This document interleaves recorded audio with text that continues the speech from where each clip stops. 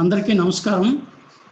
ముఖ్యంగా పూజ్యులు గౌరవనీయులు ఆంజనేయ రెడ్డి గారు, అలాగే మా రాజా గారు, మా కుటుంబ మిత్రుడు, అలాగే మౌద్ కళ్యాణ్ గారు, ఇతర పెద్దలు చాలామంది నేను ఇందాక ఈ స్క్రీన్లోకి ఎంటర్ అవుతున్నప్పుడు చూస్తే చాలామంది పెద్దలు ఉన్నారు. బౌద్ధాన్ని ఆచరించి త్రికరణ శుద్ధిగా వారి జీవితాల్ని పునీతం చేసుకున్నటువంటి చాలామంది గొప్ప వాళ్ళు ఉన్నారు ఈ సభలో, ఈ వేదిక మీద, ఈ స్క్రీన్ మీద. మీలాంటి వారి అందరి ముందు నాకు అవకాశం ఇచ్చినటువంటి ఆంజనేయ రెడ్డి గారికి, మా రాజా గారికి కృతజ్ఞతలు తెలియజేస్తూ ముందుగా ప్రారంభిస్తున్నాను. ఇందులో నేనేమైనా మంచి మాటలు చెప్పగలిగితే అదంతా మా శివనాగిరెడ్డి గారిది, తప్పులు చెప్తే నాది. ఎందుకంటున్నానంటే నాకు ఈ ఆర్కియాలజీ మీద, ముఖ్యంగా బౌద్ధం మీద మా రాజా గారితో నేను కలిసి పనిచేస్తున్నప్పుడు, వాళ్ళ ఇంటికి వెళ్తున్నప్పుడు ఈ బౌద్ధం ఇన్ఫ్లుయెన్స్ నా మీద పడినప్పటికి కూడా దీని మీద ఇంకా కూలంకషంగా డీటెయిల్డ్గా ఇంట్రెస్ట్ క్రియేట్ చేసినటువంటి వ్యక్తి శివనాగిరెడ్డి గారు. ఇది కూడా ఆయన ఇచ్చినటువంటిదే. మీరు ఇంత ముందు కూడా నవంబర్లో ఆయన మాట్లాడారు. నేను కూడా ఈ వీడియో కాన్ఫరెన్సెస్కి, ఈ టాక్స్కి నేను కొన్నిటికి అటెండ్ అయ్యాను. అయితే ఏమిటిది, ఏం చెప్పాలి, సరే స్లైడు, లేకపోతే సాలిహుండం, దంతపురం, రామతీర్థం, బావికొండ, తొట్లకొండ, ఇవన్నీ చెప్పుకుంటూ వస్తాము. దీనికి భిన్నంగా మనం ఏదైనా మన దగ్గర మనం షేర్ చేయడానికి మిత్రులతోని, బాగా అనుభవజ్ఞులు, బుద్ధిజం గురించి తెలిసినటువంటి వాళ్ళు, బుద్ధిజాన్ని, బౌద్ధ తత్వాన్ని ఆచరిస్తున్నటువంటి వాళ్ళు, వీళ్ళకి ఏ ధైర్యంతో, ఏ మొహం పెట్టుకొని వాళ్ళ ముందు నేను కూడా మాట్లాడతానని వెళ్ళగలను అని అనుకునేటప్పుడు నాకు కనిపించినటువంటి ఒక కారణం ఏంటంటే, ఎంతో అంటే 500, 400 క్రీస్తు పూర్వం 400, 500 మధ్య నుంచి, అంటే బుద్ధుడు బ్రతికున్నప్పుడు ఆయన ఈ ధర్మచక్ర ప్రవర్తన చేస్తున్నటువంటి మొట్టమొదటి సారనాథ సమావేశం దగ్గర నుంచి ఆయన మహాపరినిర్వాణం చెందిన తరువాత కూడా కొనసాగినటువంటి, అంటే 12వ క్రీస్తు శకం 12వ శతాబ్దం వరకు అజరామరంగా, అప్రతిహతంగా కొనసాగినటువంటి బౌద్ధ తత్వ విచారణ అనేటువంటిది దీని తాలూకా మౌలికమైనటువంటి ఇతర ధర్మాలతో ఉన్నటువంటి మౌలికమైనటువంటి తేడా ఏమిటి అని నేను కొంత ఆలోచించి చదివాను. ఈ కోణంలోంచి మనం ఏదైనా చెప్పగలమా? ఎందుకు ఇతర ధర్మాలు, జైనం ఉంది, జైనం బౌద్ధానికన్నా ముందుగా వచ్చింది, దానికి ముందు చార్వాకం అని, మరొకటని రకరకాలైనటువంటి, ఎందుకంటే మనిషి ఎప్పుడైతే ఆలోచించడం ప్రారంభించాడో ప్రకృతి గురించి, తన చుట్టూ ఉన్నటువంటి వాతావరణం గురించి, తన చుట్టూ ఉన్నటువంటి సమాజం గురించి ఆలోచించడం ప్రారంభించిన తరువాత, సాంఘిక జీవిగా మనిషి ఎదిగిన తరువాత, తాత్విక జీవిగా మనిషి ఆలోచించడం ప్రారంభించిన తరువాత అనేకమైనటువంటి సిద్ధాంతాలు వచ్చాయి. ఎవరి సిద్ధాంతం వాళ్ళకి గొప్పగా అనిపిస్తుంది, ఎందుకంటే అది గొప్పగా అనిపించకపోతే వాడు దాన్ని ఆచరించలేడు. ఇతరులతో సన్నికర్ష ఏర్పడినప్పుడు, ఒక సిద్ధాంతానికి మరో సిద్ధాంతానికి ఎప్పుడు కూడా కొంత ఇంటరాక్షన్ అంటాం, దాన్ని సన్నికర్ష అంటాం. ఆ సన్నికర్ష ఏర్పడుతున్నప్పుడు ఏం జరుగుతుంది? ఈరోజు కూడా మన సమాజంలో, ఆధునిక ప్రపంచంలో అనేకమైనటువంటి తత్వాల మధ్య అంటే మతం అని అంటాము, మతం అనుకున్నా లేకపోతే తత్వం అనుకున్నా ఒకసారి వాటిని వాటర్ టైట్ దీంట్లో కంపార్ట్మెంట్లో కాకుండా వాటిని ఒక పర్యాయ పదాలుగా వాడదాం అవసరం ఉన్న చోట. ఇది అన్నప్పుడు బుద్ధుడు చెప్పినటువంటి, గౌతమ బుద్ధుడు చెప్పినటువంటి, సాక్య సింహం సాక్య ముని చెప్పినటువంటి కొన్ని చాలా మాటలు చాలా ప్రత్యేకం అనిపించాయి. అయితే ఈ అనిపించినటువంటి క్రమం సత్యం అనిపించింది. అదే బుద్ధుడు చెప్పాడు, ఏది కూడా నేను చెప్తున్నందుకు మీరు ఆచరించకండి. ఏది కూడా బుద్ధుడు చెప్పాడు, గౌతమ బుద్ధుడు ఇది చెప్పాడు, లేకపోతే సిద్ధార్థుడు ఇది చెప్పాడు కాబట్టి నేను చేస్తున్నానని అనుకోవద్దు. మీకు మీరుగా దాన్ని ఆలోచించండి, పరిశీలన చేయండి, ప్రయోగించండి, అది మీరు నమ్మిన తర్వాత దాన్ని మీరు ఆచరించండి అనేటువంటి ఒక గొప్ప సూత్రం. ఎందుకంటే ఇతర ధర్మాల్లో మనకేం కనిపిస్తుందంటే, మేము చెప్పాము ఇది ప్రభు సంహితం, లేకపోతే ఇది కాంతా సంహితం, లేకపోతే ఇది మిత్ర సంహితం అని రకరకాల కేటగరైజేషన్ చేశారు సిద్ధాంతాలు. బుద్ధుడు ఆ విధంగా చేయలే. అయితే ఇవన్నీ మీకు తెలిసినటువంటివి విషయాలు నేను చెప్తున్నవి కూడా. దయచేసి మీరు నాకన్నా సీనియర్స్, ఇందులో బాగా ఆలోచన చేసిన వారు, మరొక వినయపూర్వకమైనటువంటి విజ్ఞప్తి ఏంటంటే, ఒకవేళ నేను చెప్పినవే మీకు తెలిసినవే నేను చెప్పినా కూడా, అరే అతను ట్రై చేశాడు, మరొక స్వరం బుద్ధ స్వరం మనకి అందుబాటులోకి వచ్చిందని ఆనందించండి. ఇది పునరుక్తి అయితే క్షమించండి. కానీ నేను చదువుతున్నటువంటి క్రమంలో, అందుకనే రాజా చాలాసార్లు నాకు అడిగినా, నాకు అప్పుడే యోగ్యత కాదు, నేను అర్హును కాదు మాట్లాడడానికి, 10 మందికి చెప్పడానికి, నేను తర్వాత ఎప్పుడో చెబుతానులే అని అలా పోస్ట్ పోన్ చేసుకుంటూ వచ్చాను. ఈసారి తప్పలే. అయితే ఇంత గొప్ప సత్యసంధత కలిగినటువంటి ఒక సిద్ధాంతం, బుద్ధ సిద్ధాంతం అనండి, తత్వం అనండి, బోధ అనండి, ఏదైనా ఇందాక చెప్పినట్టు ఏ పదం వాడినప్పటికీ కళింగం ఎందుకు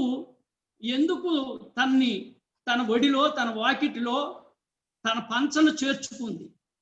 కళింగం ఎందుకు దాన్ని ఆమోదించింది? అసలు కళింగం అంటే ఏది అని అంటే, దీని చారిత్రకమైనటువంటి గొప్పతనం కళింగానికి చాలా ఉంది, చాలా కనిపిస్తుంది.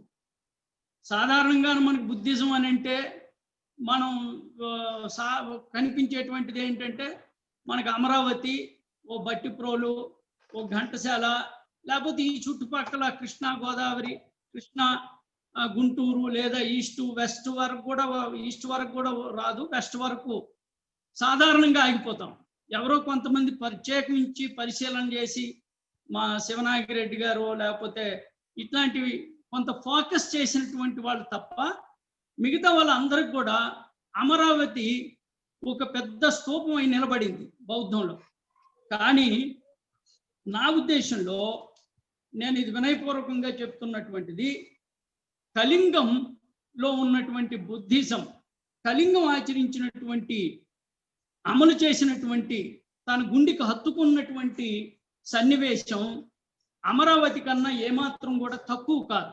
అందుకని నేను చాలాసార్లు శివనాగిరెడ్డి గారికి చెప్పాను, అయ్యా మా దురదృష్టం ఏంటి అంటే, మీలాంటి వాళ్ళు చారిత్రక పరిశోధకులు మా జిల్లాలో లేకపోవడమే మా బౌద్ధం బయటికి రావట్లేదండి.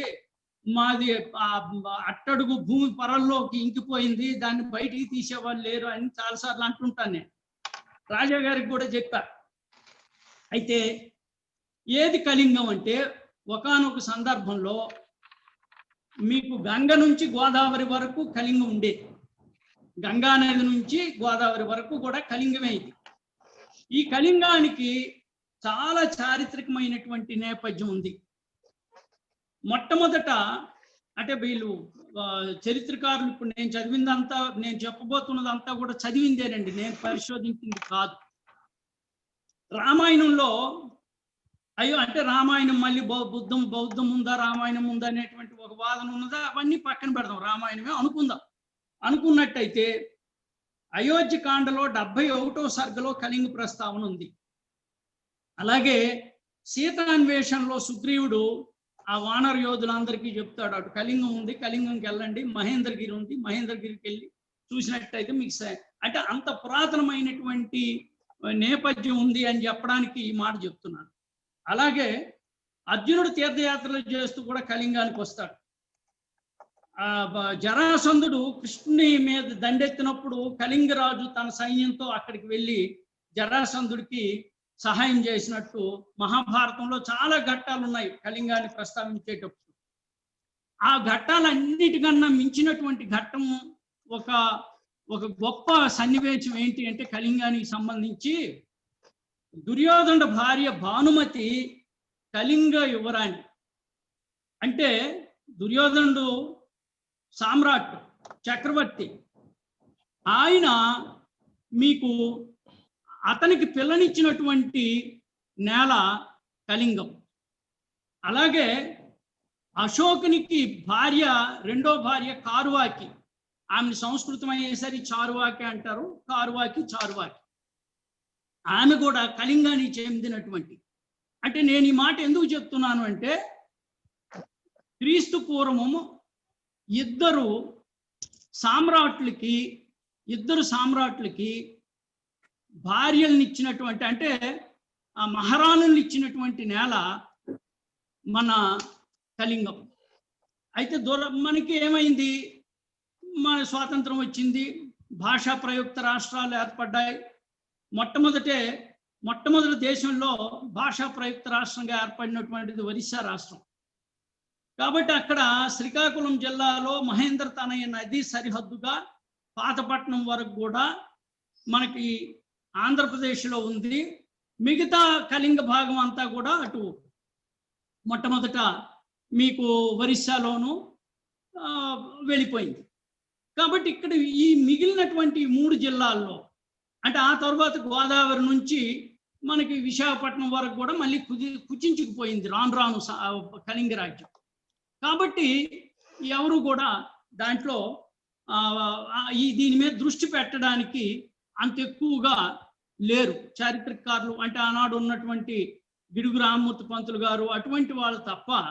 ఆ తర్వాత స్వాతంత్రం వచ్చిన తర్వాత, ఎందుకంటే సాలిహుండం అనేటువంటిది ఇప్పుడు మనం స్లైడ్లో చూపిస్తాము, అప్పుడు కూడా మన శివనాగిరెడ్డి గారు కూడా చూపించారు.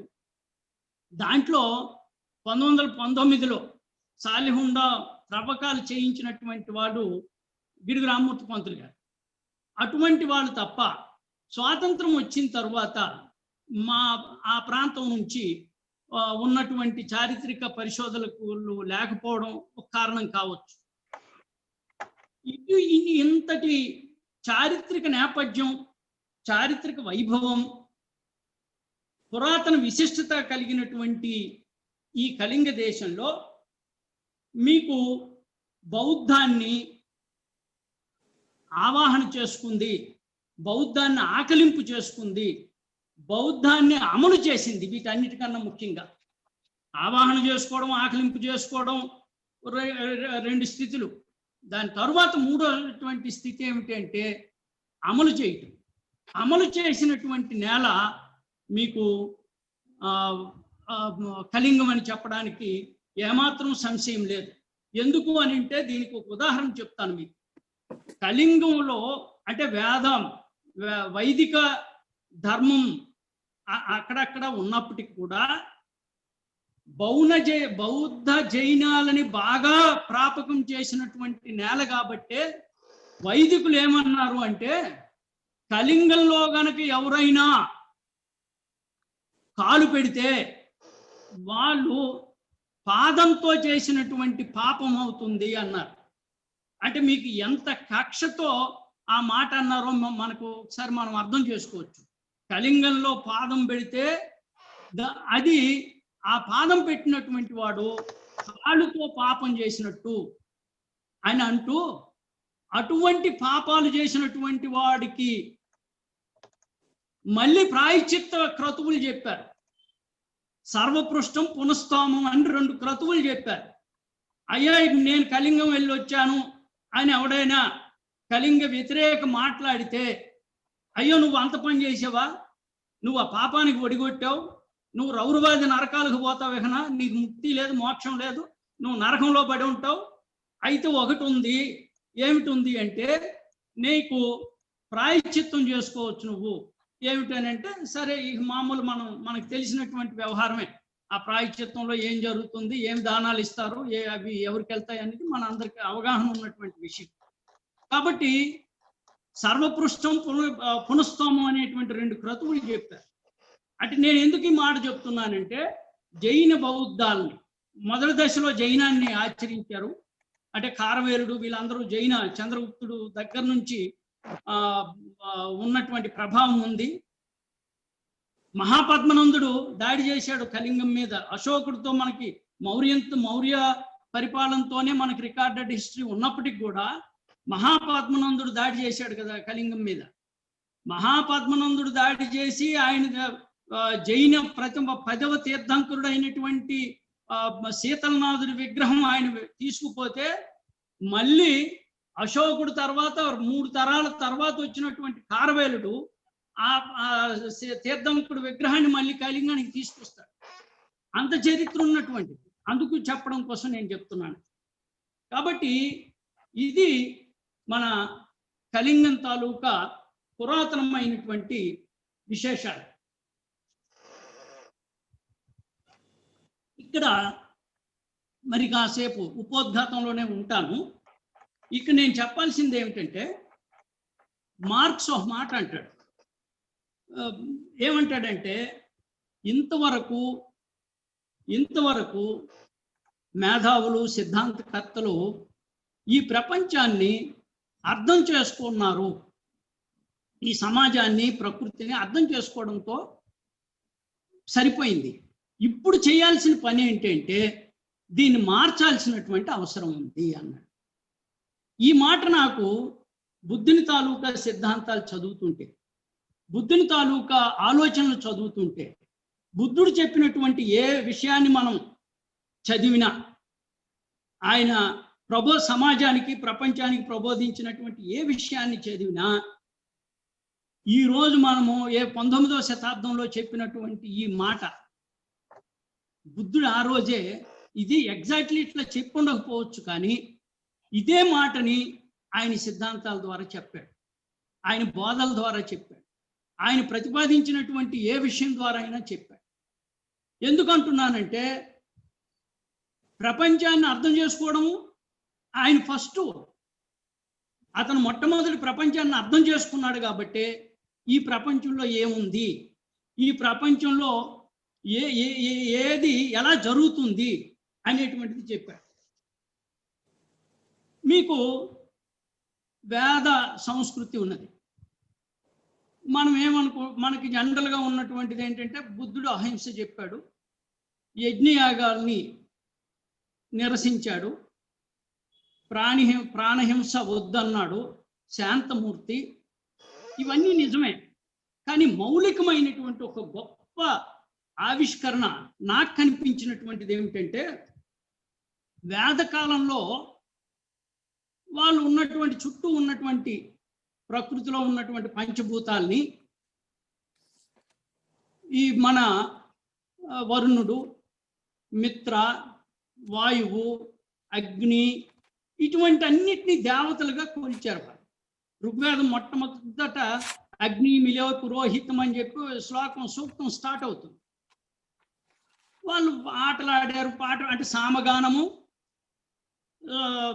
సామగానము సురాపానము ఈ 2 మీకు ఎక్కడ పడితే అక్కడ కనిపిస్తుంది. ఆ పానానికి ఆ గానానికి రమ్మని ఇంద్రుని మెయిన్ గాడ్ ఆయన పిలవడం, అందరూ జీవితాన్ని ఎంజాయ్ చేశారు. ఆ రోజున ఇందాక బుద్ధుడు చెప్పినటువంటి అహింసామూర్తి ఇవన్నీ నిజమే, అందులో ఆక్షేపణ కానీ ఆశ్చర్యం కానీ ఏమీ లేదు. ఆయన జీవితాంతం దానికోసం పనిచేశాడు.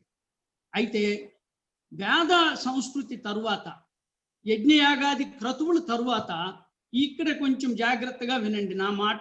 అంటే మీరు అంగీకరించవచ్చు, అంగీకరించకపోవచ్చు, లేదా మీకు కొంతమంది ఆల్రెడీ ఈ నా ఆలోచన కూడా ఉండొచ్చు. నేనేమంటానంటే ఇక్కడ మనకి వైదిక సంస్కృతిని సాహిత్యాన్ని చెప్పేటువంటి క్రమంలో వేద సాహిత్యం అంతా కూడా కర్మకి సంబంధించినటువంటిది. ఉపనిషత్ సాహిత్యం అంతా కూడా జ్ఞానానికి సంబంధించినటువంటిది. అంటే ఆ తర్వాత భక్తి ఉద్యమాలు రావడం, భక్తి అనేటువంటిది ఎంటర్ కావడం. కాబట్టి 3 మార్గాల ద్వారా కూడా మోక్షం పొందవచ్చు, లేకపోతే దేవుడిని చేరుకోవచ్చు అనేటువంటి ఒక సిద్ధాంతాన్ని ఫైనల్గా ప్రపోజ్ చేశారు. నేనేమంటానంటే, అంటే బుద్ధుడు చెప్పినటువంటి దాన్ని చూసిన తర్వాత, చదివిన తర్వాత నాకు అనిపించినటువంటిది ఏమిటంటే, వాళ్ళు కర్మ బేస్డ్గా, కర్మ ప్రాధాన్యంగా ఉన్నటువంటి వేద సాహిత్యానికి బదులుగా జ్ఞాన ఆధారంగా వచ్చినటువంటి ఉపనిషత్ సాహిత్యంలో ఏదైతే వాళ్ళు అన్నారో అది ఎలాగ తయారయ్యింది అంటే, ఏదో శరీరంలో, అంటే సమాజము అనేటువంటి ఒక మానవ శరీరంలో అంతకుముందు ఒక బాకుంటే ఆ బాకుని తీసేసి ఆ తర్వాత ఒక పెద్ద కత్తి దించినట్టు అయింది.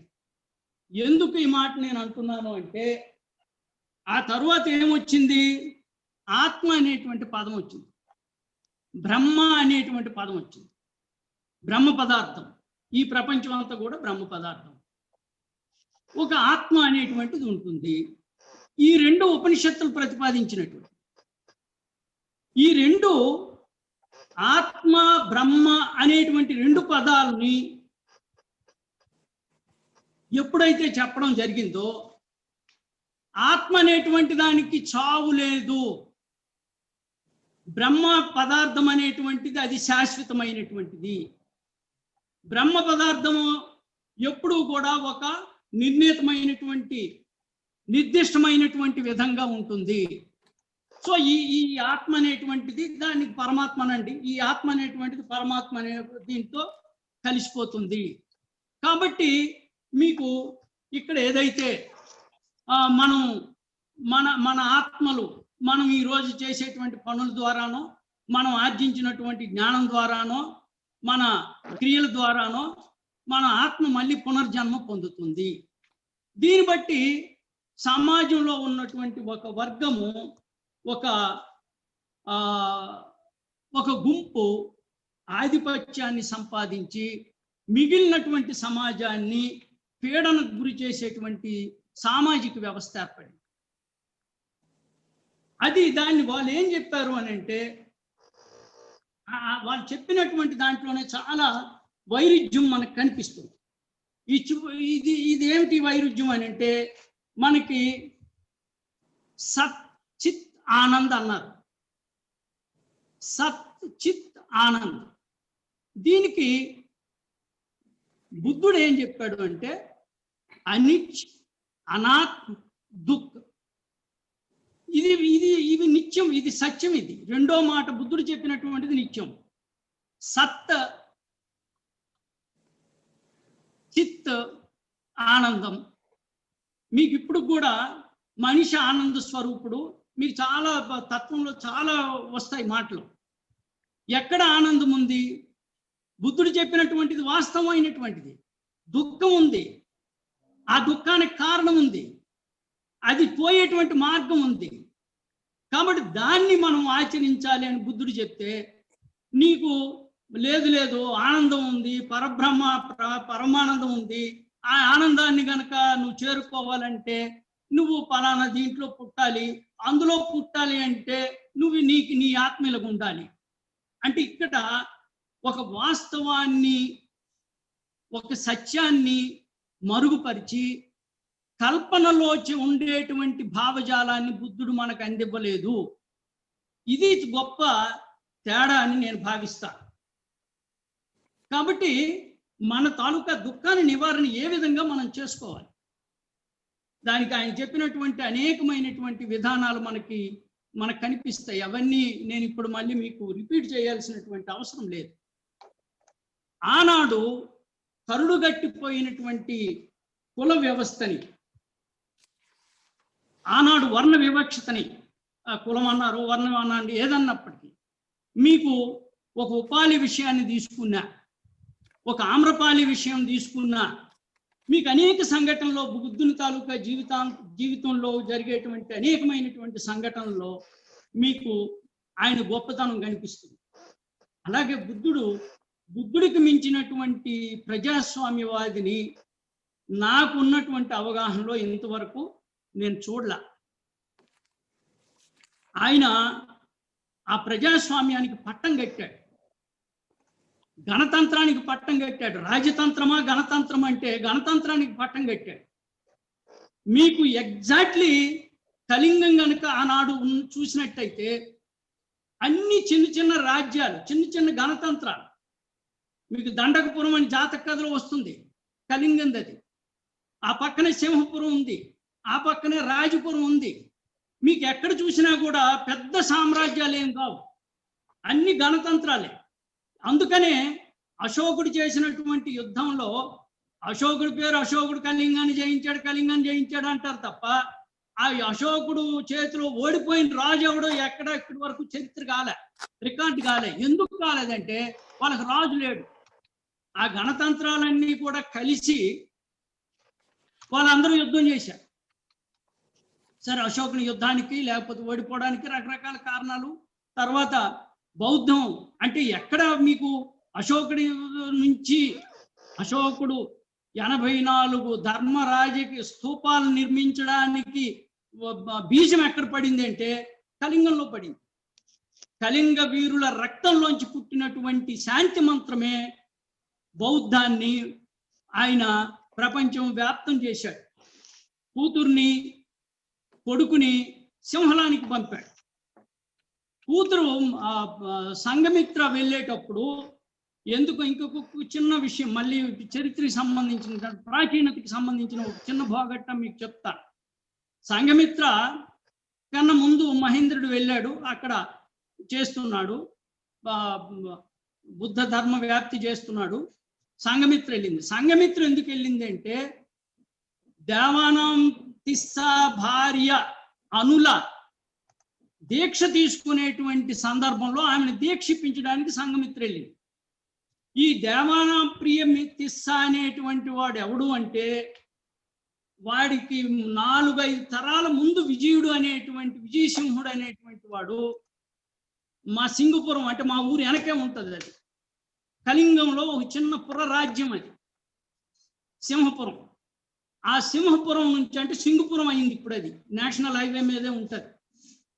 ఆ సింగపురం నుంచి వెళ్ళినటువంటి వాడిది ఒక కథ ఉంది, నేను ఇందులో టైం పర్మిట్ చేసి చిన్న టూకీగా చెప్తా. అతను అక్కడ సింహళానికి వెళ్ళి 5 తరాల ముందు వాడు అక్కడ రాజ్యాన్ని ఏర్పాటు చేస్తాడు.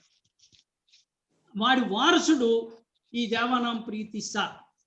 మళ్ళీ అశోకుడు తమ్ముడు పేరు కూడా తిస్సా అనేటువంటి వాడు ఒకడు ఉన్నాడు, అది వేరే విషయం. అయితే ఎందుకు ఇదంతా చెప్తున్నానంటే ఇంత ప్రాచీనమైనటువంటి ఈ సంస్కృతి అంటే ఈ కళింగం అనేటువంటి ప్రాంతంలో రాజ్యంలో రెండుగా, అటు ఒరిస్సాగాను ఇటు ఉత్తరాంధ్ర, ఇప్పుడు ఉత్తరాంధ్ర అంటాం, చాలా మంది దాన్ని కళింగాంధ్ర అంటారు. ఆ కళింగాంధ్రలో ఉన్నటువంటి ఆ వైభవాన్ని, ఆ ప్రాచీనతని చెప్పడం కోసం మీకు ఇదంతా చెప్పాను. ఇప్పుడు మనం స్లైడ్లకి వెళ్దాం.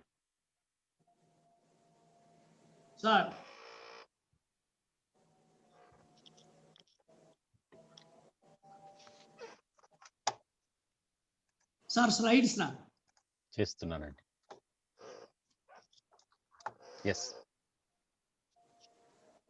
ఇది ఇప్పుడు నేను చెప్పేటువంటి ఈ స్లైడ్లకు సంబంధించినటువంటి విషయం అంతా కూడా నాకు శివనాయక్ రెడ్డి గారే తయారు చేసి ఇచ్చారు. వారికి అందుకని కర్తసి వారి పేరు చెప్తున్నా. నాకు యాక్చువల్గా శివనాయక్ రెడ్డి గారు పెద్ద ఇన్స్పిరేషన్, చాలా మందికి ఇన్స్పిరేషన్, నాకు కూడా. నేను చెప్పాను మీకు కింద శిష్యుడిగా నన్ను చేర్చుకోండి అంటే ఆయన చేర్చుకోవట్లేదు. నాకు ఆయన చూసే నాకు ఈ ఆర్కియాలజీ మీద ఇంట్రెస్ట్ కలిగి ఇది పరిశోధన అంతా చేయటం జరుగుతుంది. నెక్స్ట్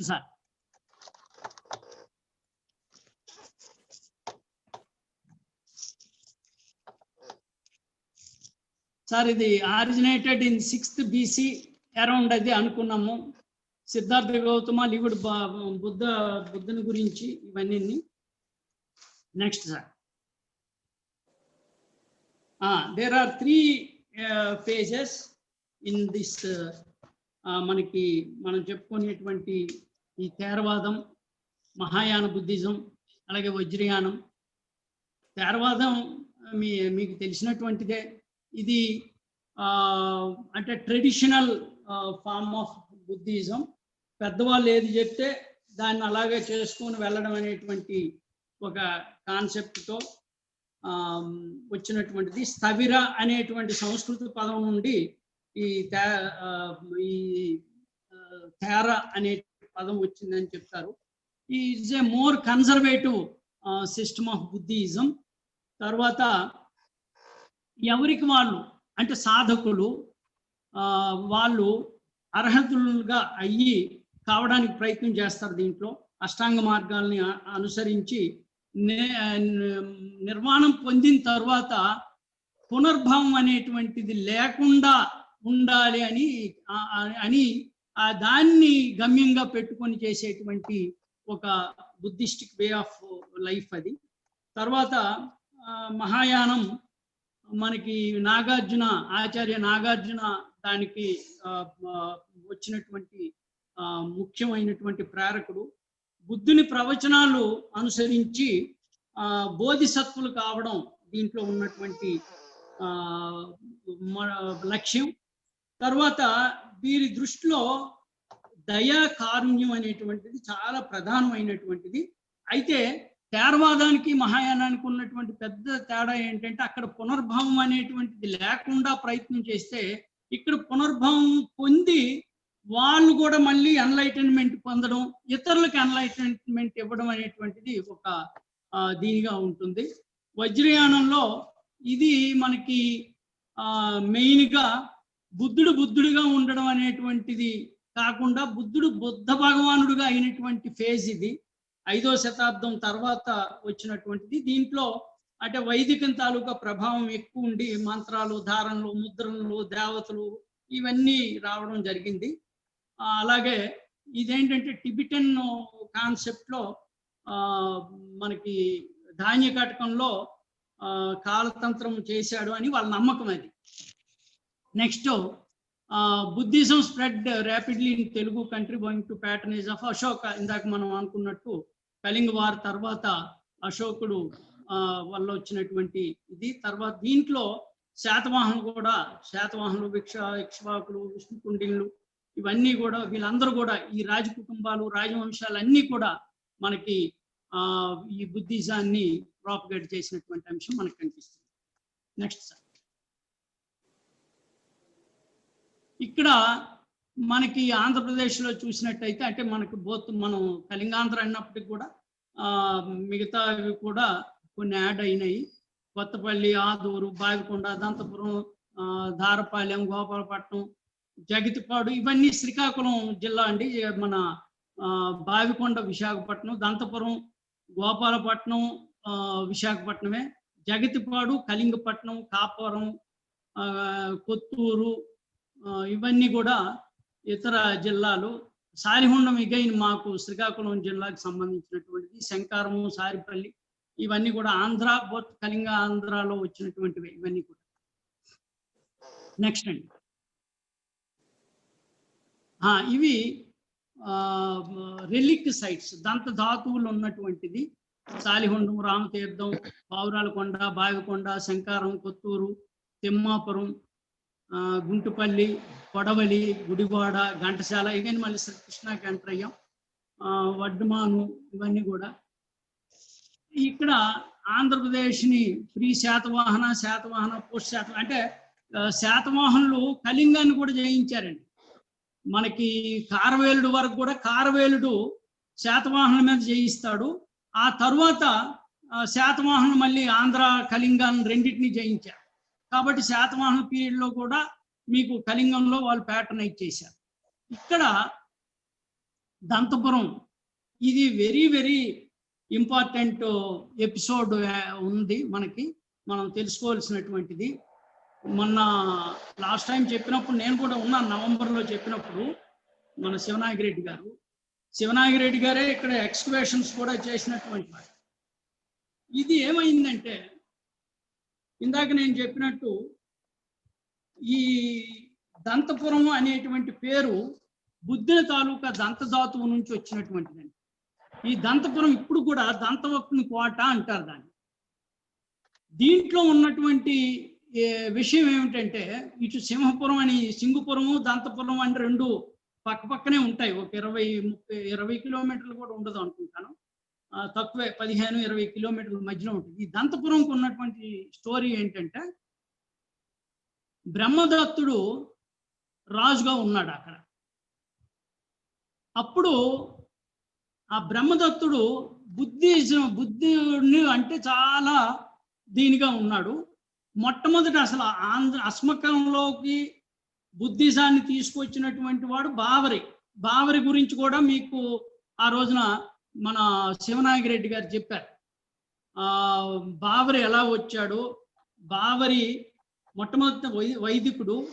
ఆ బావరి ఒక యజ్ఞం చేసి ఒక దానం చేయడానికి అతని దగ్గర డబ్బులు లేకపోతే ఒక బ్రాహ్మణుడు ఆయన్ని శపిస్తాడు, నీ తల 1000 ఒక్కలు అవుద్దని. ఆ కథ కూడా ఆయన చెప్పాడు.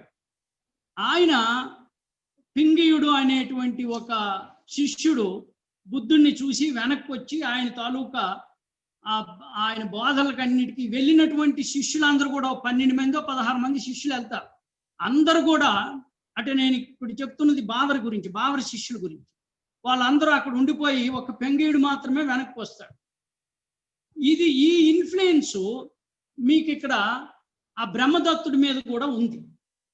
బ్రహ్మదత్తుడు కూడా అప్పటికి వైదికము జైనము అటు ఇటు ఉన్నటువంటి సమాజం మొత్తం అన్నిటితో కూడి ఉన్నది. బుద్ధుడిని ఎలాగైనా బౌద్ధాన్ని అక్కడ ఇంట్రడ్యూస్ చేయాలి అని అనుకుంటాడు.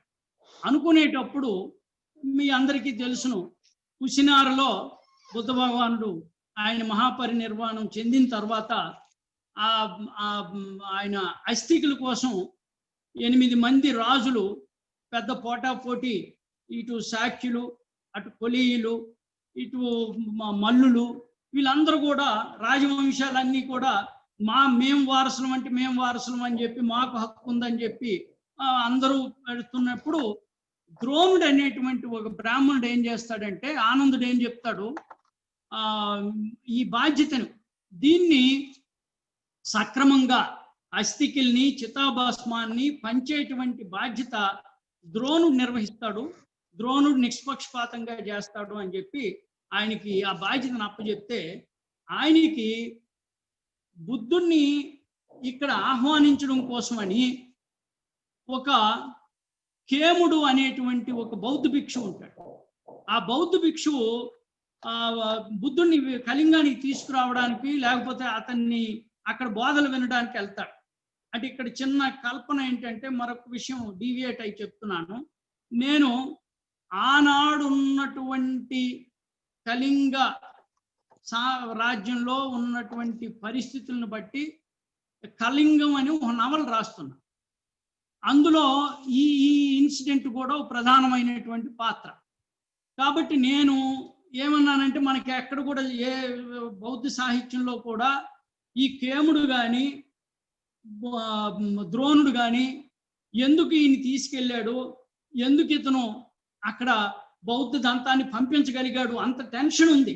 రాజులందరూ కూడా మాకు బుద్ధుని దంతం కాదు, ఆయన వెంట్రుకు ముక్కున్నా కూడా మేము సుఖశాంతులతో బ్రతుకుతాము, మాకు యుద్ధాలు ఉండవు, శాంతియుతంగా ఉంటుంది, సర్వ సంపదలు ఉంటాయి, సిరి సంపదలు ఉంటాయి, సౌభాగ్యం ఉంటుంది అనేటువంటి నమ్ముతున్నటువంటి ఆ రోజుల్లో ద్రోణుడు ఎలా పంపించగలిగాడు అనేది నేను ఒక ఊహ చేసి నేనేమన్నానంటే, ఇది రికార్డెడ్ హిస్టరీ.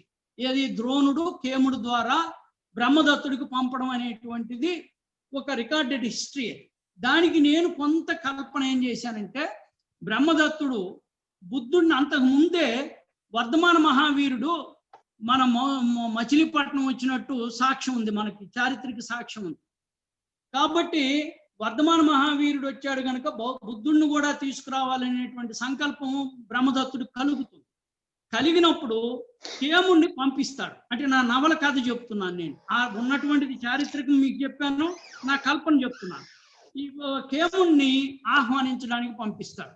ద్రోణుడు ఎలాగూ కళింగం వాడు అక్కడ ఉన్నాడు. ద్రోణుడు ఎలా మారాడు, బుద్ధుడు వాడు వైదికుడు అయితే ఎలా మారాడు అనేటువంటిది ఒక పెద్ద సంఘటన ఉంది అక్కడ, రికార్డెడ్ హిస్టరీలో ఉంది. ఏముంది? ద్రోణుడు, అయ్యా మీరు బ్రాహ్మణులు అంటే మీకు గిట్టదు, బ్రాహ్మణులు మీరు సరిగ్గా గౌరవించడం లేదు, వారిని కూర్చోమని చెప్పరు ఎందుకు అని అడుగుతాడు ద్రోణుడు. ఈ సంభాషణ ఉన్నటువంటిదే. అప్పుడు ఆయన ఏం చెప్తాడంటే, పూర్వ బ్రాహ్మణులు అనేటువంటి వాళ్ళు ఉన్నారు, పూర్వ బ్రాహ్మణులు ఎంత గొప్ప వాళ్ళు, పూర్వ బ్రాహ్మణుల గురించి వర్ణిస్తాడు ఆయన. వారు ఏది కూడా తమ కోసం ఉంచుకోరు, వారు ఏది సొంత ఆస్తులు లేవు, కుటుంబాలు లేవు, భార్యలు ఒకవేళ ఉన్నప్పటికి కూడా సంతానం కోసం తప్ప వారిని ఎప్పుడు అదే పనిగా వారి సంసారంలోనూ రతి సుఖంలోనూ ఉండరు, తేలి ఆడరు. వారు ఎప్పుడూ కూడా సమాజం తాలూకా హితవు కోరుకుంటారు. కాకపోతే వాళ్ళు ఎప్పుడైనా యజ్ఞయాగాలు చెయ్యాలనుకుంటే పప్పులతోనూ నెయ్యితోనూ చేస్తారు. కానీ రాను రాను బ్రాహ్మణుల తాలూకా దృక్పథం మారింది. ఈ మారినటువంటి దృక్పథంతో వాళ్ళు రాజాశ్రయాలను పొందుతున్నారు. కాలినడకను సంచరించేటువంటి వీళ్ళలో ఇప్పుడు వీళ్ళకి రథాలు వచ్చి చేరినాయి, రథాల మీద వ్యామోహం పెరిగింది, అంతఃపురాల మీద వీళ్ళకి వ్యామోహం పెరిగింది, సంపదల మీద వ్యామోహం పెరిగింది, వారికి భోగభాగ్యాల మీద వ్యామోహం పెరిగింది. అందుకే నేను పూర్వ బ్రాహ్మణులు నేను గౌరవిస్తాను తప్ప ఈ రకమైనటువంటి వాళ్ళని నేను గౌరవించడం లేదు, వాళ్ళ తాలూకా వాళ్ళ పద్ధతి మార్చుకోవాలని బుద్ధుడు చెప్తాడు. ఇది రికార్డెడ్ హిస్టరీ. అప్పుడు ద్రోణుడు మారుతాడు.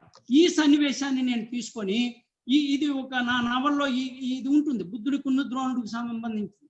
ఆయన బుద్ధుడు మన ద్రోణుడు బౌద్ధ భిక్షు అవుతాడు, ఆయన్ని అనుసరిస్తుంటాడు, అక్కడ కుషినార్ వరకు వెళ్తాడు. వీళ్ళు కేముడు తాలూకా బృందం ఇక్కడ నుంచి బయలుదేరి బుద్ధుడిని తీసుకురావడానికి ఆహ్వానించడానికి వెళ్ళేసరికి ఆయన మహాపరినిర్వాణం చెందుతాడు. చెందినప్పుడు ఆ చితాభస్మం కోసం, అస్థికుల కోసం, దంతధాతువుల కోసం వీళ్ళందరూ కూడా కొట్లాడుకునేటువంటి సందర్భంలో ఒక దంతధాతువుని సంగ్రహించి ఆయన కేముడికి ఇచ్చి కేముడు ద్వారా ఇక్కడికి పంపిస్తారు. పంపించినప్పుడు దాని మీద మహాస్తూపం నిర్మించారండి. ఆ మహాస్తూపం ఎంత గొప్పగా ఉందంటే ఆ గోడలకు బంగారు తాపడాలు పెట్టారు. దీనికి ఆ దంత ధాతువుని పేసేటువంటి పేటిక వజ్రవైడూర్యాలు పొదిగారు. అంత గొప్పగా ఉన్నటువంటి దీన్ని ఆ స్తూపం ఉంటే దాన్ని భక్తి ప్రపత్తులతో పూజిస్తున్నారు. ఆ బ్రహ్మదత్తుడు తాలూకా వారసుడు తర్వాత కొన్నాళ్ళు గుహశివుడు అనేటువంటి వాడు వచ్చాడు. ఈ గుహశివుడు అంటే కళింగ రాజ్యం మొట్టమొదటి నుంచి, ఎందుకంటే మొదట్లోనే చెప్పాను నేను, దుర్యోధన లాంటి చక్రవర్తికి అమ్మాయిని ఇచ్చినటువంటి, మా పట్టపురాన్ని ఇచ్చినటువంటి ప్రాంతం అదే అని. కాబట్టి వీటి అరణ్యములు ఉన్నాయి, మదపుటేనుగులు ఉన్నాయి, మరియు సుగంధ ద్రవ్యాలు ఉన్నాయి, నెమళ్ళు ఉన్నాయి, ఏనుగు దంతాలు, మిగతా తూర్పు తీరం అంతా కూడా వర్తక వాణిజ్యాలతో అభివృద్ధి చెంది సిరి సంపదలతో విరసిల్లుతున్నటువంటి మహాసామ్రాజ్యం అది. అటువంటి దీంట్లో మిగతా రాజ్యాలన్నిటికి కూడా బుద్ధుని దంతధాతువు అక్కడ పెట్టి ఎప్పుడైతే వీళ్ళు దాన్ని భక్తి ప్రపత్తులతో కొలుస్తున్నారో ఆ సిరి సంపదలు ద్విగుణీకృతమైనవి. ఆ సామ్రాజ్యం ఇంకా శోభస్కరంగా, శ్రేయోదాయకంగా సిరి సంపదలతో వర్ధిల్లుతుంది. ఇటువంటి సందర్భంలో వైశాలి రాజు, పాండురాజు అనేటువంటి వాడు ఉన్నాడు. మహాభారతంలోని పాండురాజు కాదు, ఈయన పాండురాజు. ఎందుకంటే అవే పేర్లు రిపీట్ అవుతాయి. ఇప్పుడు ఇందాక ద్రోణుడు అని చెప్పారు. ఈ పాండురాజు అనేటువంటి వాడు ఆయన తాలూకా ఒక సామంతుడిని పిలిచి చిత్తయానుడు అనేటువంటి ఒక సామంతుడిని పిలిచాడు. ఒరే చిత్తయానా, ఆ కళింగం ఏదో చాలా గొప్పగా వర్ధిల్లుతుంది, అసలు వాళ్ళ వైభోగం ముందు మనం ఏమాత్రం కూడా పనికి రాకుండా పోతున్నాం, ఇదంతా బుద్ధుని తాలూకా దంతధాతు మహిమ అని చెప్పి వీళ్ళు భావిస్తున్నారు కళింగులు, కాబట్టి ఒకసారి నువ్వు చూసిరా అని పంపించాడు. వాడు వచ్చాడు, చిత్తయానుడు వచ్చాడు, మొత్తం కళ్ళతో అంతా చూశాడు. చూసిన తర్వాత వెళ్ళి చెప్పాడు, మహాప్రభో మీరు చెప్పిందంతా నిజమేనండి, వాళ్ళు ఆషామాషిగా లేరు, అసలు మొత్తం ప్రపంచాన్ని అంతా కొనే వ్యవహారంలాగా ఉంది అక్కడ, మీరు వాళ్ళ వర్తక వాణిజ్యాలు ఏంటి, వాళ్ళ నౌకా ప్రయాణాలు ఏంటి, వాళ్ళ తాలూకా స్వర్ణాభరణాలు ఏంటి, వాళ్ళ తాలూకా శ్రేయస్సు ఏంటి, వాళ్ళ ప్రేయస్సు ఏంటి, అసలు మనం ఎంతగా ఆగలేము సార్ అన్నాడు. అంటే అప్పుడు పాండురాజు ఏం చేశాడంటే వాళ్ళని గౌరవంగా గుహశివుణ్ణి ఆ దంతధాతుతో తీసుకొచ్చాడు. రమ్మని ఆహ్వానించాడు. రమ్మని ఆహ్వానిస్తే ఈ దంతధాతువుని తీసుకుని అక్కడికి వెళ్ళాడు. వెళ్ళేటప్పటికి పాండు తాలూకా సామ్రాజ్యంలో ఏం జరిగిందంటే ఇది ఏమి మహిమో కానీ అంతవరకు ఉన్నటువంటి అశాంతి అంతా కూడా ఒక్కసారి సద్దుమని అక్కడక్కడ తిరుగుబాట్లన్నీ కూడా విరమించుకుంటూ జరిగింది. అంతఃపుర కలహాలన్నీ కూడా మటుమాయమైపోయినాయి. అక్కడ కూడా సంపదలు సిరులు అన్ని పెరిగాయి. ఈ దంతధాతు ఉన్నటువంటి ఈ స్వర్ణపేటికను అక్కడ పాండురాజు తీసుకెళ్ళాడు. పాండురాజు దగ్గరికి వెళ్ళినప్పుడు ఆ పక్కన ఉన్నటువంటి రాజు క్షీరధర నరేంద్రుడు అని ఆయన చూసి ఆయనకి కన్నుగుట్టింది.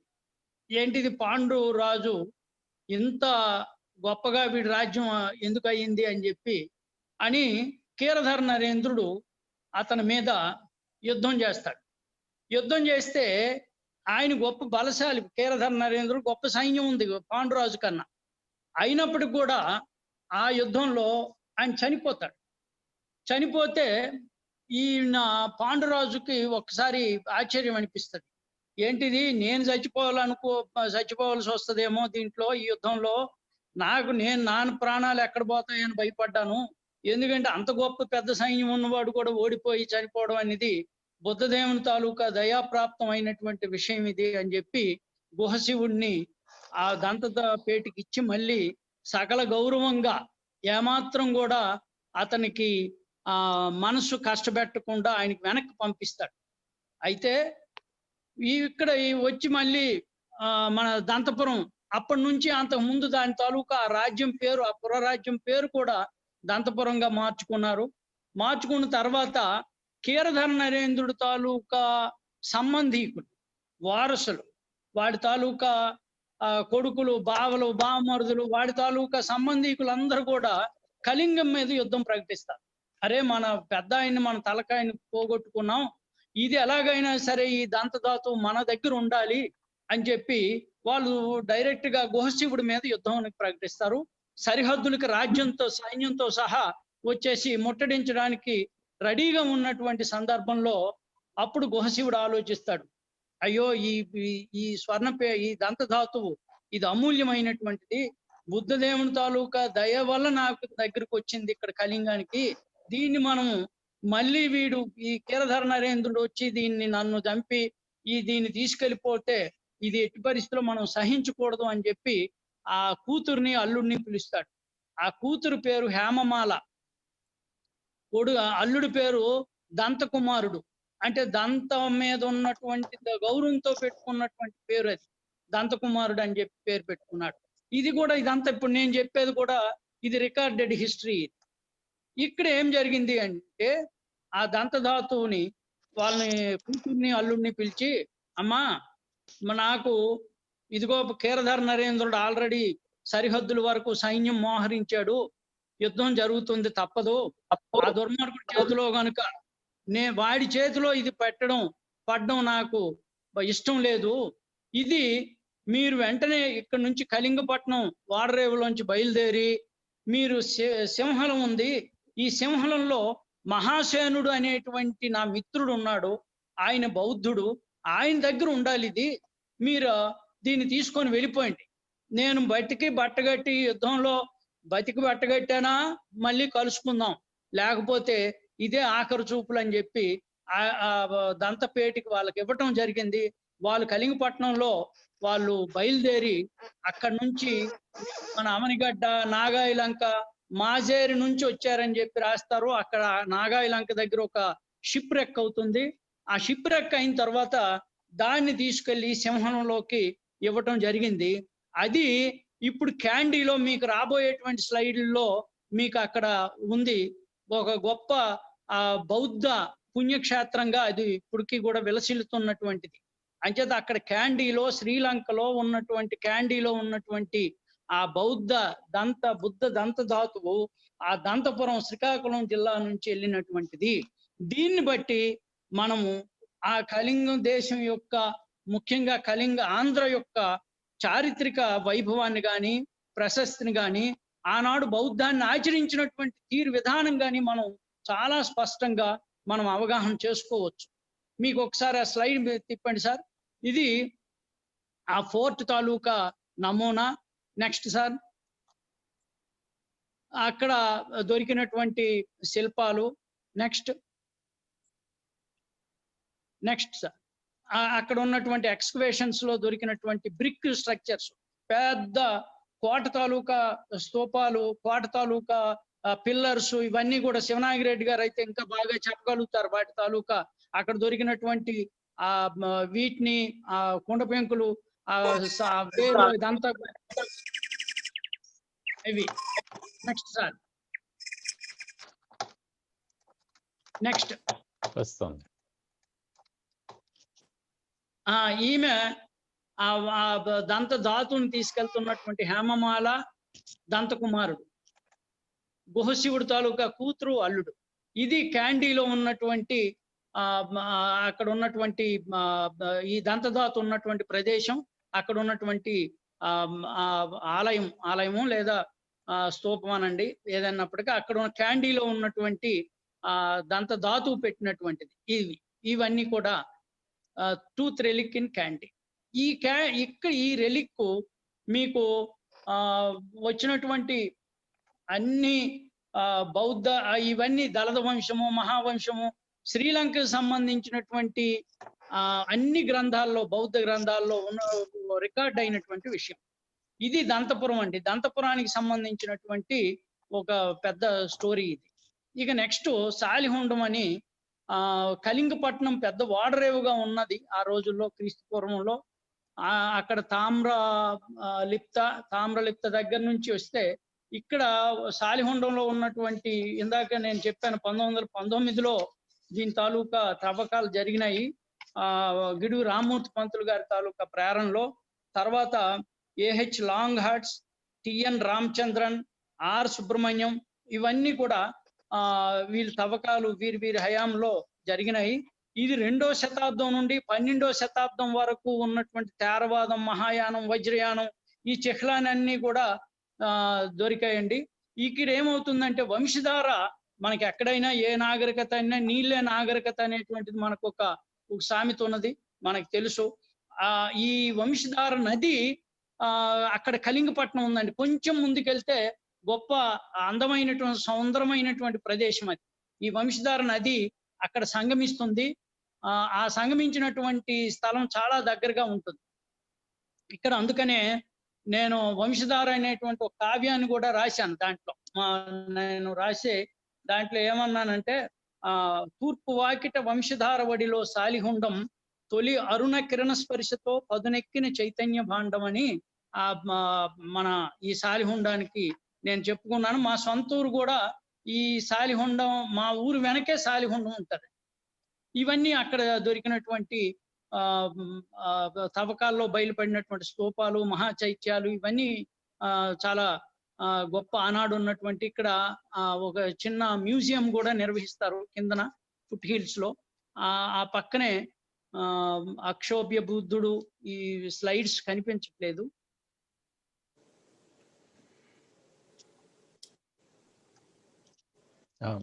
క్లియర్ గానే ఉందండి. 28th slide.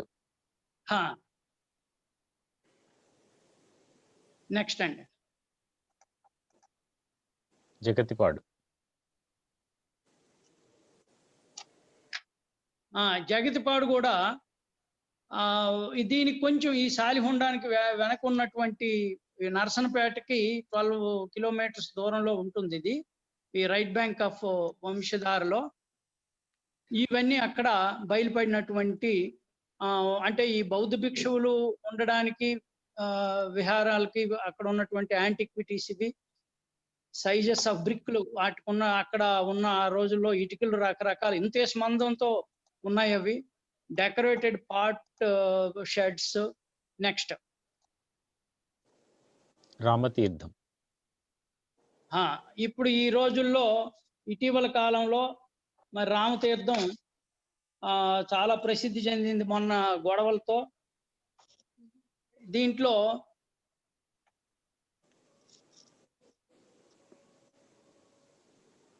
Voice Rama break అవుతుంది సార్. విజయనగరం ఆ? వాయిస్ బ్రేక్ కొంచెం అవుతుంది. యా. నాకు నెట్ ప్రాబ్లం ఉన్నది. నెక్స్ట్ అండి.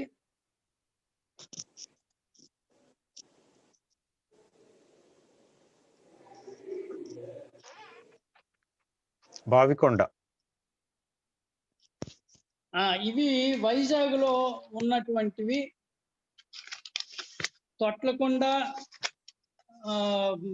మీకు బావికొండ అని చెప్పి 2 సైట్స్ ఉన్నాయండి, బుద్ధిస్ట్ సైట్స్. మొన్న ఈ మధ్యనే నేను వెళ్ళాను. అక్కడ ఈ రాళ్ళని తొట్లుగా చేసినటువంటి నీటిని నిల్వ కోసం చేసినటువంటి ఇవి కనిపిస్తుంది. తొట్లుగా వాడినటువంటి ఇది. సో అక్కడ ఒక కొంచెం మార్చండి ఇది.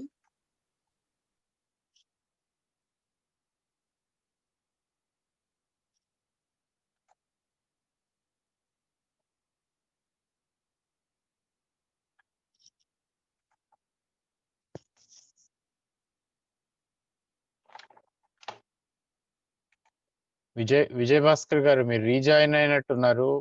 అన్మ్యూట్ చేసుకోండి.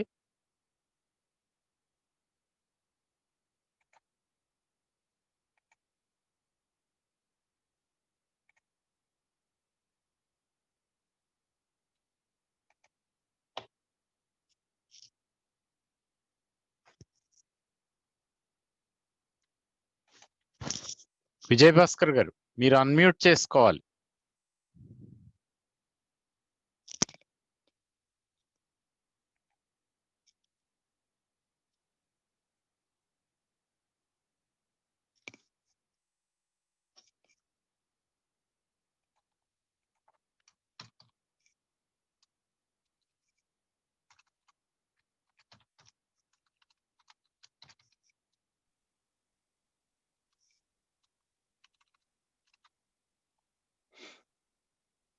హలో. ఎస్, ఇప్పుడు వినపడుతోంది, మాట్లాడండి. ఈ బావికొండ, తొట్లకొండలో చాలా తవ్వకాల్లో ఒక నావల్ సర్వేలో దొరికాయని మనకి తెలుస్తుందండి. అయితే దాంట్లో భిక్షువులు, వాళ్ళ సమావేశ మందిరాలు, అలాగే వాళ్ళు ఈ వర్షాకాలంలో వర్షావాసంలో ఉండడానికి అవసరమైనటువంటి వాళ్ళు పడుకోవడానికి ఉండేటువంటి గదులు, తర్వాత వంటశాలలు, స్టోరేజ్, మన స్టోర్, కిచెను, ఇవన్నీ కూడా ఉన్నాయి. స్తూపాలు ఉన్నాయి, చైత్యాలు ఉన్నాయి. చాలా చక్కని, రీసెంట్గా లాస్ట్ మంతే నేను వెళ్ళాను. నేను దిగిన ఫోటో కూడా దీంట్లో పెట్టాను. ఒకసారి అవి రన్ చేస్తారా? నాకు రావట్లేదు, వ్యూ రావట్లేదు. స్క్రీన్ మీద ఉందండి మీరున్న పిక్చర్.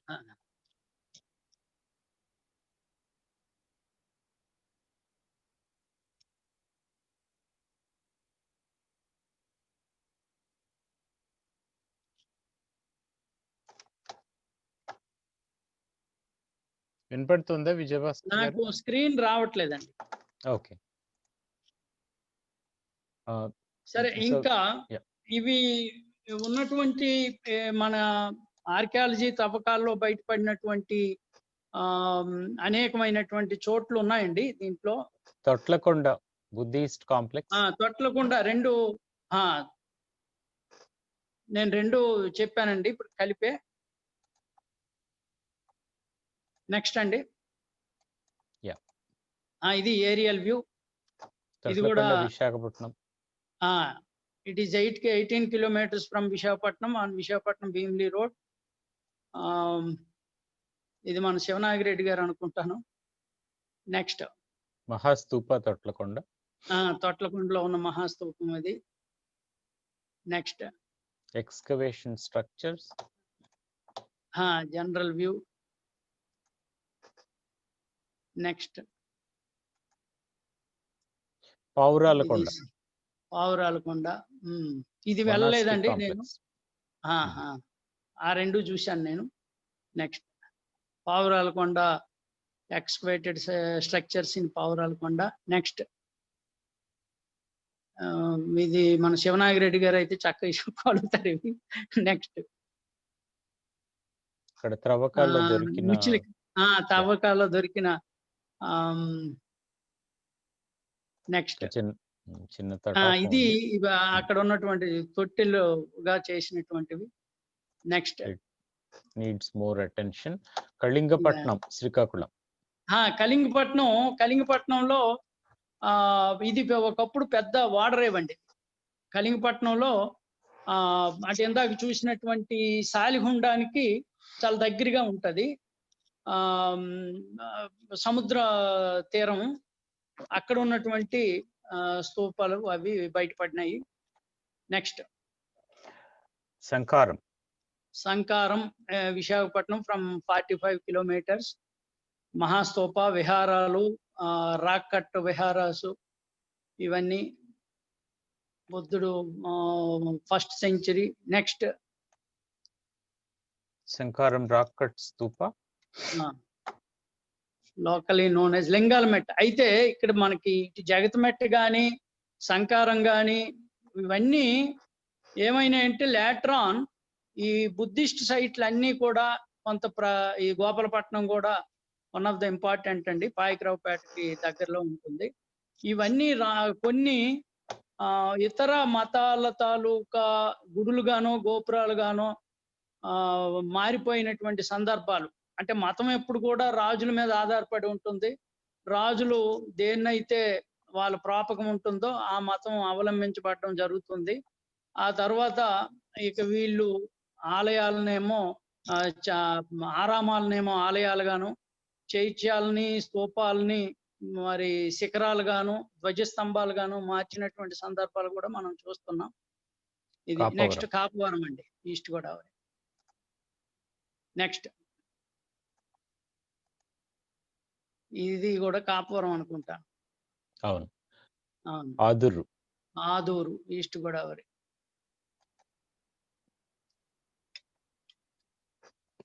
నెక్స్ట్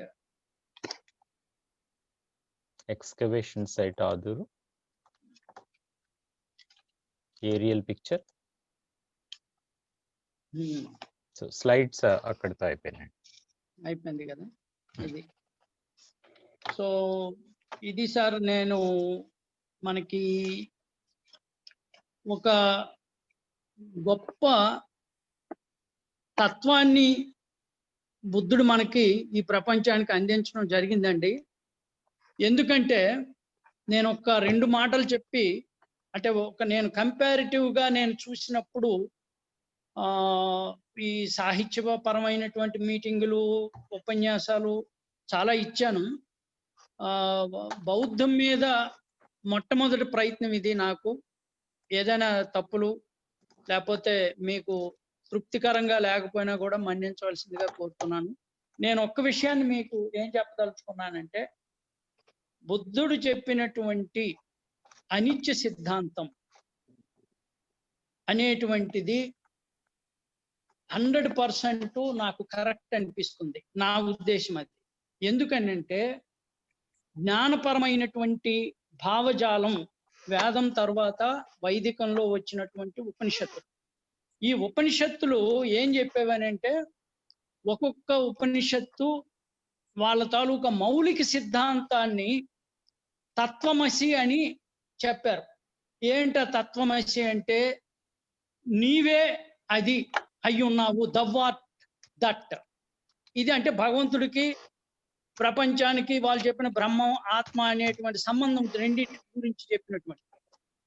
మరొక ఉపనిషత్తులో ఏం చెప్పారంటే అహం బ్రహ్మస్మి అని చెప్పారు. అయాం బ్రహ్మ, నేనే బ్రహ్మనై ఉన్నాను అని చెప్పారు. మరొక ఉపనిషత్తు వచ్చేసరికి ఏమైందంటే అయాత్మ బ్రహ్మ అన్నారు. దిస్ ఆత్మ ఈజ్ బ్రహ్మ ఇట్ సెల్ఫ్ అన్నాడు. నెక్స్ట్ 4వ వచ్చేసరికి ఏం చెప్పారు అంటే ప్రజ్ఞానం బ్రహ్మ అని చెప్పారు.